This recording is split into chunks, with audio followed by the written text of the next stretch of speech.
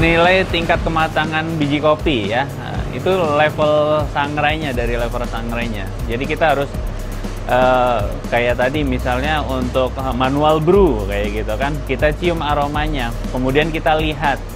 Nah di situ sebenarnya banyak variabel yang harus kita lihat, temperaturnya bener nggak kayak gitu, tekanan apinya bagaimana, kemudian airflow-nya bagaimana kayak gitu. Jadi kita lihat itu semuanya sesuai nggak sama yang kita mau kayak gitu. Tapi yang jelas sangrai ini dari semua level yang kita cari adalah titik manisnya.